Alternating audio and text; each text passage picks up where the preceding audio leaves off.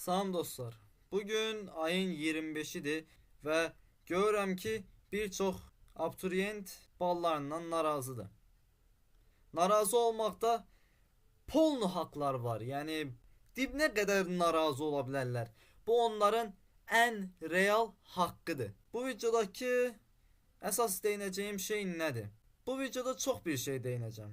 Məsələn üçün ilk olaraq təhsil sistemimizə değinəcəm. Dostlar, bizim təhsil sistemimiz elədir ki, Azərbaycanın 95% gənci hazırlığa gedir. Bəli, nə az, nə çox, 95%. Yəni atıb tutdum ha. Bu dəqiqə yəni atıb tutduğum rəqəm o qədər real bir rəqəmdir ki, yəni sən birisini görsən, soruşsan ki, sən hazırlığa gelirsən, yox, 10 nəfərdən 9-u deyəcək ki, mən hazırlığa gedirəm.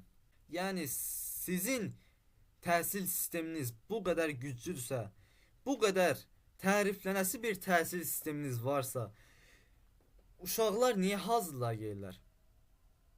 İçi məndə qarışıq. Lakin mən öz adımdan danışmıram, çünki mən bir dənə 9-cu sinifdə hazırlığa getdim, 10-cu, 11-ci sinifdə isə TRY-yosa hazırlaşdım. Konu mən deyiləm, sənin təhsil sistemin elə yaxşı olmalıdır ki, uşaqlar hazırlığa ehtiyac duymamalılar. Sən bu təhsil sistemindəki boşluqları doldurmaqdansa, bir dəqiqə dostlar, bir dəqiqə zəng gəl. Alo. Nə? Təhsil sistemimizi bəyənmirlər? Necə təhsil sistemimizi bəyənmirlər? Aa, elə? Gözlə.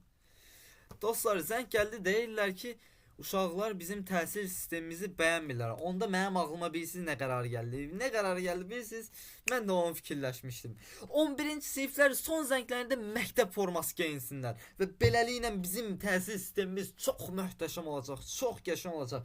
Bizim təhsil sistemimizi o qədər övəcəklər ki, digər ölkələr bizdən örnək alacaqlar.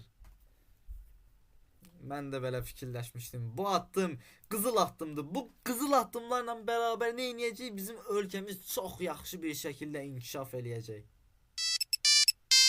O, niyə yığdı yenə ya? Yenə yığırlar dostlar. Nə? Tezdən bəyənmədilər. Bu qədər dəyişiklik elədim. Bu boyda formaları qoydum, deyim ki, formada son zəngə çıxsınlar. Yaxşı, gözlə. Dostlar, ağlıma daha qəşəng bir fikir gəldi. Deməli dostlar, təhsil sistemimizi yaxşılaşdırmaq üçün bilirsiniz nə etmək lazımdır? Bu addımı mən şəxsən, yəni bu qızıl addım da deyil, bu brilyant addımdır. Deməli dostlar, təhsil sistemimizin yaxşılaşması üçün 11-ci siniflər son zənglərində xarici mahnıdan istifadə eləməyəcəklər. Ancaq milli mahnı olmalıdır. Milli və yerli mahnı olmalıdır. Niyə? Çünki biz ən milliyyətçi ölkəyik. Biz ən milli ölkəyik. Biz cavanların əyləncəsini önəmsəmirik. Biz cavanlarımızı önəmsəmirik. Nə olsun ki o onların son zəngidir? Nə olsun ki onların son dansıdır? Biz bunu eləməliyik ki, biz bu brilyant addımları atmalıyıq ki, gələcəyimiz yaxşılaşsın, təhsil sistemimiz mükəmməl olsun. Ay, yenə zəng vururlar, nə? Alo? Nə, yenə bəyənmirlər? Necə yenə bəyənmirlər? Dostlar, yenə bəyənmirlər təhsil sistemimizi. Gözlə. Dostlar, təhsil sistemimizin yaxşılaşması üçün bilirsiniz nə etmək lazımdır? Bilirdim, mən də bunu bildiyinizi bilirdim. Dostlar, təhsil sistemimizin yaxşılaşması üçün 11-ci siniflər son zənglərində xarici rəqslərdən istifadə edə bilməzlər. Bəli, xarici rəqslərdən istifadə bizim milliyyətimizə, bizim Azərbaycan qanımıza çox zərər vurur. Başa düşürsünüz? Bu brilyant addım, bu addımın adı yoxdur. Başa düşürsünüz? Heç bir element buna təb gətirə bilməz. Bu addımlarla bərabər təhsil sistemimiz çox qəşəng olacaq. Bizim ölkəmizdən uçan maşınlar çıxaran olacaq. Bəli. Əlbəttə ki, zarafat edirəm dostlar. Yəni buracan izləyib də ciddiyə alan olsa, yəni siz 11-ci siniflərin əyləncəsini əlindən almaqla təhsil sistemini bu qədər inkişaf eləyəcəyini düşünürsünüzsə, məncə düzgün yolda deyilsiniz. Ağlınız qarışıb son zəngə. Bu son zəngə verdiyiniz diqqəti təhsil sisteminə versəydiniz, məncə daha betər olardı, düzdür? Lakin bir ümid var idi məncə. Biz elə bir ölkədə yaşayırıq ki, dostlar, düzdür, ölkəyə qurban olun. Mən Azərbaycanlı olduğuma şükür eləyirəm, lakin təhsil sistemimiz elə bir vəziyyətdədir ki, normalda deyərsiniz ki, uşaq 6, 7, 8, 9-dan başlayar hazırlığa getməyə. Lakin bizim ölkədə, yəni düzdür, hazırlığa getmək başlı başına bir problemdir. Lakin bizim ölkədə uşaqlar 1-ci sinifdən gəlirlər hazırlığa. Çünki kitabçaları, çünki dərsləri o qədər çətindir ki, dostlar, uşağın beyni bunu qəbul eləyə bilmir və normal olaraq bir müəllimə, bir köməkçiyə ehtiyac duyur. Mənim bir dənə dayım qızım var. 2-ci, 3-cü sinifin kitabını gəlib məndən sual soruşurdu və nə yalan deyim, mən o sualları başa düşmürdüm çoxunu. Çünki bizim vaxtımızda elə bir şeylər keçilmirdi. Nəinki bizim vaxtımızda. İndiki vaxtda belə elə bir şey keçilmir. Yəqin bunlar dərsliyi çətinləşdirərək elə bilirlər ki, bütün uşaqlar 300 ballıq bir şey olacaqlar. Bütün uşaqlar 700 bal yığacaqlar gələcəkdə. Bütün uşaqlar alim olacaqlar gələcəkdə. Və bu çətinləşdirməklə bərabər də bizim ölkəmiz çox əla inkişaf eləyəcək, bizim təhsil sistemimiz çox əla inkişaf eləyəcək. İndi məndən sizə bir-iki dənə məsləhət. Məncə 2015-ci, 2016-cı, 2017-ci illərdəki təhsil sistemi pis deyildi. Ən azından yəni özümüz bir şeylər bacara bilirdik. Heç kimin köməyinə ehtiyacımız olmurdu. Kitabdan baxıb kitabda yazılanı həll eləyə bilirdik. Lakin indi elə deyil. Sən gərək hazırlığa gəlsən, sən gərək qayda oxuyarsan, sən gərək bunun qaydasını biləsən. 2-ci, 3-cü sinifdə fəza fiqurlar keçirlər dostlar. Mən fəza fiqurlarını 5-6 ya da 7-ci sinifdə falan keçmişəm böyük ehtimal. Uşaqları qoydum bir qırağa. Uşaqları qoydum bir qırağa çünki bu elə problemin əsas nöqtəsi deyil. İndi məndən Təhsil Nazirliyinə bir məsləhət, əgər qulaq assalar. Əgər siz təhsil sisteminizin çox yaxşı olmasını istəyirsinizsə, hazırlıq metodundan irəliləyin. Necə? Biz uşaqlar 5-ci sinifdə 5-ci sinifin qaydasını, 6-cı sinifdə 6-cı sinifin qaydasını, 7-ci sinifdə 7, 8, 9, 10, 11. Hər il o ilin qaydasını keçirik. Məsələn üçün fonetika olsun Azərbaycan dilindən, nə bilim, köməkçi nitqçələr falan filan ya da riyaziyyatdan qaydalar olsun. Bunları hər il öz dərsini keçirik. İndi yaxşı. Mən 5-ci sinifi oxudum, 6-cı sinifi oxudum, 7-ci sinifi oxudum, 8-ci sinifi oxudum, 9-cu sinifə gəldim və buraxılış imtahanım var. Buraxılış imtahanında isə nə düşür? 5, 6, 7, 8 və 9-cu sinifdə keçdiyim materiallar düşür. Mən 4 il əvvəl oxuduğum şeyi indi yadımda necə saxlayayım? Mən gərək tezdən oxuyum da o şey, ya da ki müəllim mənə həmən şeyi tezdən keçməlidir ki, o şey mənim yadımda qalsın. O şeyi mən öyrənim tezdən. Lakin bizim təhsil sistemi deyir ki, biz bunu sənə 4 il əvvəl keçmişik və sən bu 4 il ərzində o şeyi yadından çıxarmamalısan.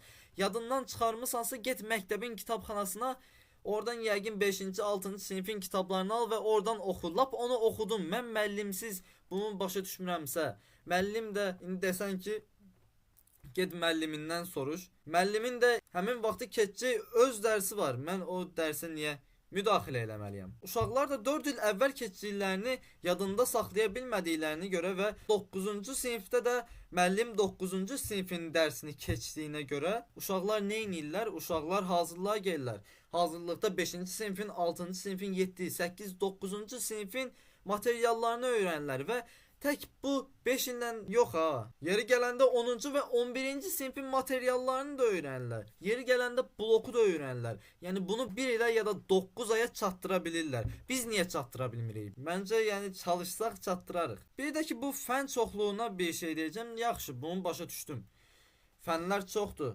15 dənə məsəl üçün deyim fən var. 15 dənə fənni də 9-cu sinifə qədər keçirsən. Yaxşı, bura qədər okeyəm.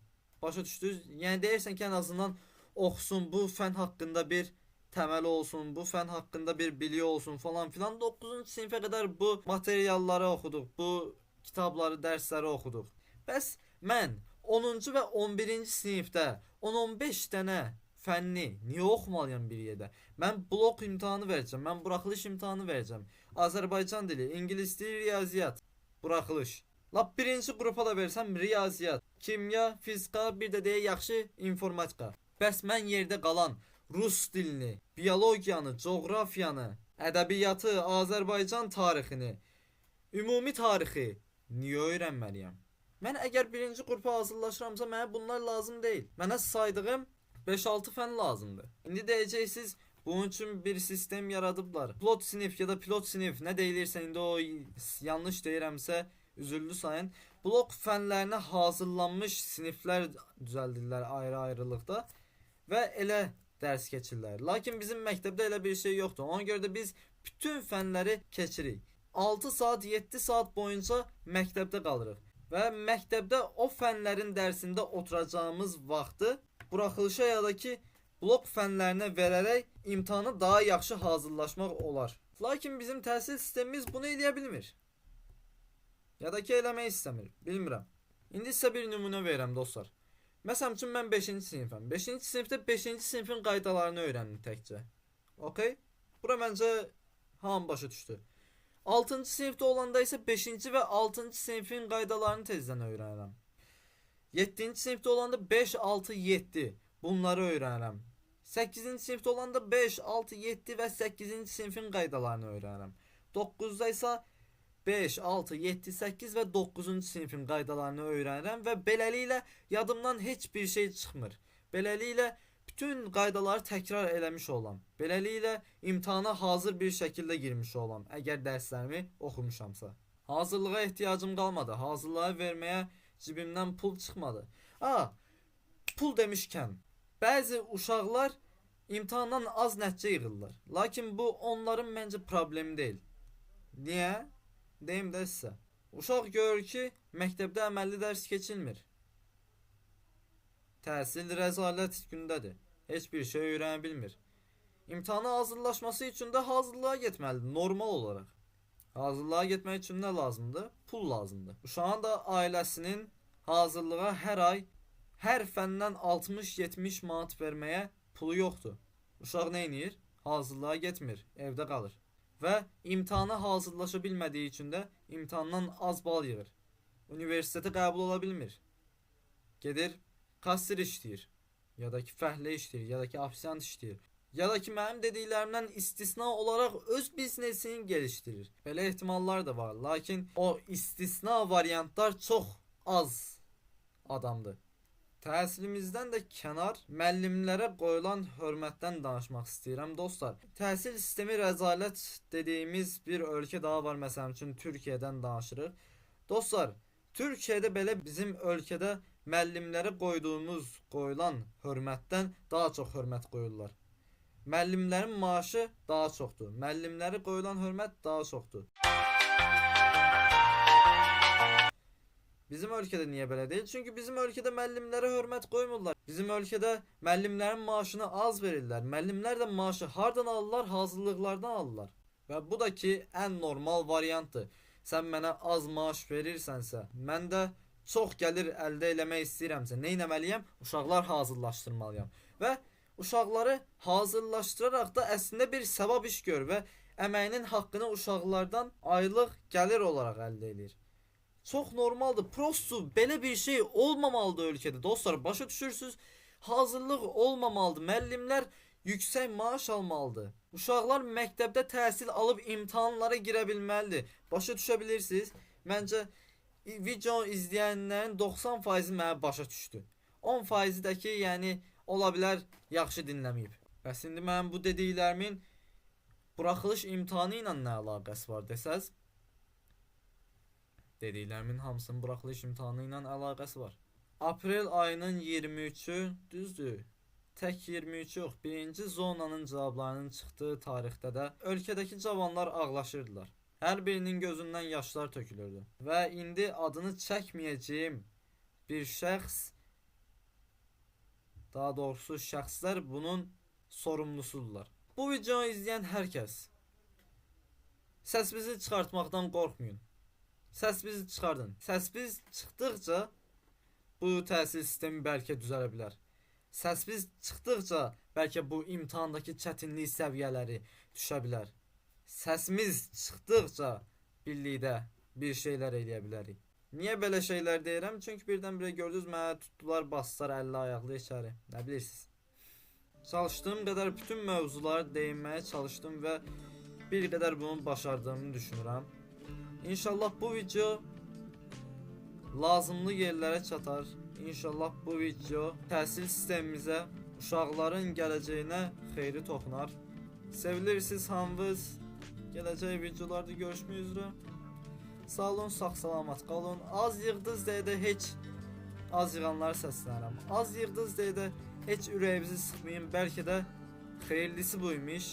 Bəlkə də bu il kəsildiniz. Gələn il qarşımıza elə bir xoş xəbər gələcək ki, elə bir xoş bir hadisə yaşanacaq ki, deyəsiniz ki, şükür bu il kəsildim ya da ki, şükür bu il az bal yığdım.